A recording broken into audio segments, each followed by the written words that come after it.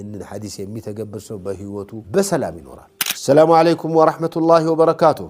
بسم الله والحمد لله والصلاة والسلام على خير خلق الله محمد بن عبد الله وعلى آله وصحبه ومن والاه. أحبتي إخواني وأخواتي أبائي وأمهاتي وأبنائي وبناتي هلاتشهم بيالاتشو بيتي الله سلامت أنا متشو تايلاتشو نوراتشو بمولو يعمار يسمرة في طاعة الله با الله عبادة يعمار يتواب الله يرقلاتشو زاري يا رسول عليه الصلاة والسلام مرت حديث جلاتشو متجالو የሚማርበት ሰው ይሄንን ሐዲስ የሚተገብር ሰው በህይወቱ በሰላም ይኖራል። ነብዩ ሰለላሁ ዐለይሂ ወሰለም ምን አሉ መሰላችሁ? ላ يلدغ المؤمن من جحر واحد مرتين ሙእሚን የሆነ ሰው አሉ አንድ ዋሻ ውስጥ አንድ ቀዳዳ ውስጥ ሁለት ጊዜ አይነከስም አሉ። ይሄ በሰፊ ያስፈልጋል። ይሄ ሐዲስ በሰፊው መመሰል ያስፈልጋል።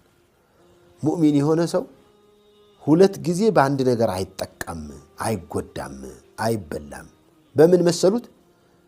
አሁን የሆነ ጉድጓድ ውስጥ እጅህን ላክ፣ እባብም ይሁን ኪንጥም ይሁን ሌላም ይሁን ነገር ነከሰ፣ መልሰህ እጅን ትልካለህ? አይልክም። እንደማትልክ ሁሉ አንድ ሙእሚን በአንድ ጉዳይ አንድ ጊዜ ሊጎዳ ይችላል ሲሆን ሙእሚን ብስል ነው። በአንድ ጊዜም ሊጎዳ አይገባውም። በጣም ጥንቃቄ ማድረግ አለበት። طيب ሆነና አንድ ጉዳት ላይ ደረሰበት። በዚያው አይነት በዚያው መስል ሁለተኛ ሊጎዳ አይገባውም። በሌላ አባባል ሙስሊሞች በተለያዩ አጋጣሚዎች ለእስላም የሚያደርጉት ጥረት ይከሽፍባቸዋል። በተመሳሳይ ጉዳይ ግን ሊከሽፍ አይገባም። ባልተሞከረ ነገር ሊከሽፍ ይችላል። ተሞክሮ ባለፈ ነገር ላይ ግን ሁለተኛ፣ ሶስተኛ፣ አራተኛ ሊፈሽል ሊከሽፍ አይገባም።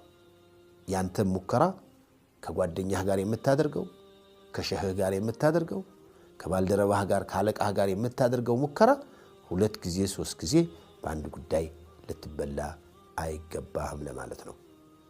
ጀዛኩሙላህ ኸይር።